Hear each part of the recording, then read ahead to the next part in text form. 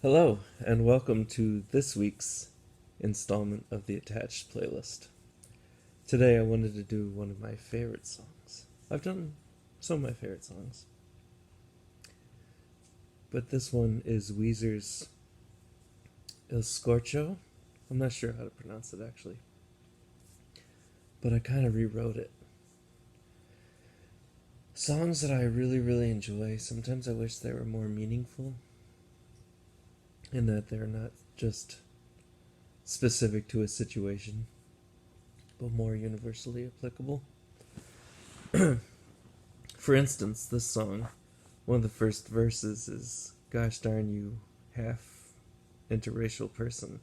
Ah, why so specific? Why so, especially in this day and age, is anti-Asian hate crimes, etc. So I rewrote it. Excuse me. God damn you, dismissive avoidant types. Do it to me every time. Oh, the narcissist on the cello, shred the cello, and I'm jello, baby. But you won't talk, won't look, won't think of me, and I'm the epitome of public enemy. 'Cause I threatened your autonomy.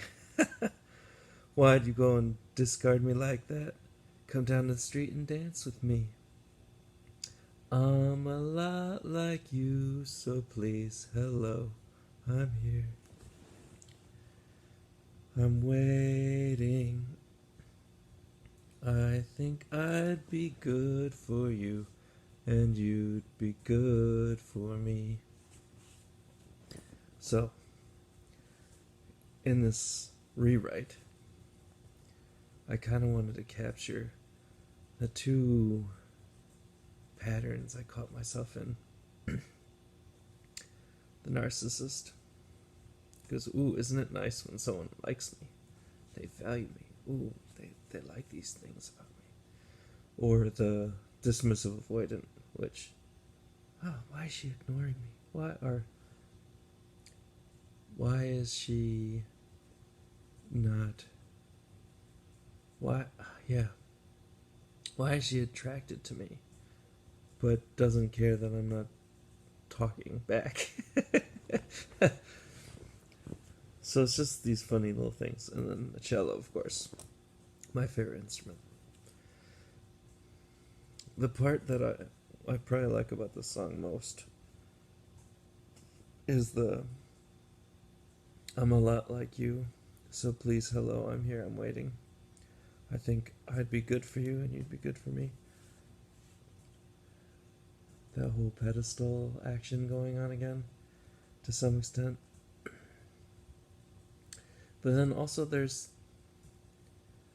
that balance between someone who is overly emotionally accessible and someone who is not. It's a very interesting opposites attract sort of situation. I asked you to address my anxiety. You said I was insensitive. How cool is that? So I went up to your room and read your diary.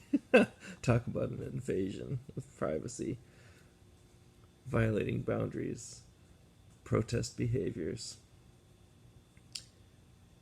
Why does that vest... Oh, see, this is the rewrite. Why does that vest make him look so fat? I'll just tell him he's mentally unstable. That's a very specific reference. And then my heart stopped, listening to Florence Bird's song, "Fall in Love All Over Again." I'm a lot like you, so please, hello, I'm here, I'm waiting. I think I'd be good for you, and you'd be good for me. How stupid is it? I can't talk about it. I gotta sing about it, make a record of my heart. I love that line. That's kind of what I'm doing with this channel. Just come up to me and say hello to my heart. How stupid is it? For all I know, you want me to. And maybe you just don't know what to do. Or maybe you're too triggered to say, I'm falling for you. Yeah, see, the rewrite's fun. Triggered. So, my most recent ex-girlfriend was very dismissive. She had a couple things going on, actually. A little bit commitment phobic. It makes sense. Her parents were very violent, as I understand it. And if that is what you think of as what commitment is, of course it's terrifying on a visceral, physical level. There's no way you're going to go near that. I mean, this person was so commitment phobic. She couldn't even, after we broke up, we remained friends. But she was so commitment phobic that she couldn't even commit to just hanging out. We had, I think, 6 different hangouts in 2 weeks that she canceled. She couldn't commit. And then when something better came along, she of course went with that, which was her most recent ex-boyfriend, the one after me. But they weren't together. They didn't stay together. Because they couldn't even commit to being busy and together. So commitment phobia is fascinating. It's its own stickiness. But the situation was that I addressed her emotional needs, and I may have been one of the first people to do so. And that was enough for her to say, oh, no, and run. We had one argument. One. That's all it took. One argument. And it was over just like that. Although it wasn't just over. It was, I need space, which triggered me. And I started looking into, well, what does space mean? This is how I discovered attachment styles. What does space mean? What does that mean? Because it feels one way here, but here it makes sense. Like, yeah, space. Okay, I get it. So I was trying to reconcile those two opposing forces, the rational and the visceral. And I did some quantum dating, which was just eye contact, smiling, and being grateful to the universe for that moment. I don't know if you've ever heard of quantum dating. It's fascinating. But it's one way to get your dismissive, before there are words put to it, get your dismissive avoidant interested in you again, is by changing your energy levels. It makes a lot of sense in some ways.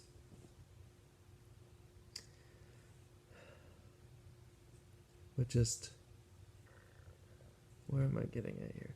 Oh yeah, so I addressed her emotional concerns. And that was enough for her to want space, because it was a threat to her autonomy. And then, during the course of her space, I calmed myself down, I talked myself out of it, I did a lot of research into attachment styles, and I started getting really interested. And I was figuring this out. I was like, oh man, this is so important. Why aren't there more people talking about this? And of course I found I think I cited the quiz in one of my videos. I found that school with Thais Gibson. I bought her book. I've been reading up on this stuff. And sure enough, when she no longer needed space, which was shortly after my birthday, she said, well, I waited till after your birthday, but it's over.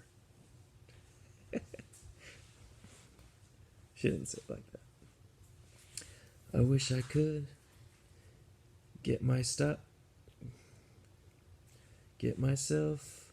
but these wounds are deep. I think we'd make a good team, and if you keep my fingernails clean, and that's just a stupid dream that I won't realize, 'cause I can't even look in your eyes without shaking, and I ain't faking. I'll bring home the turkey and you bring home the bacon. so please, hello, I'm here, I'm waiting.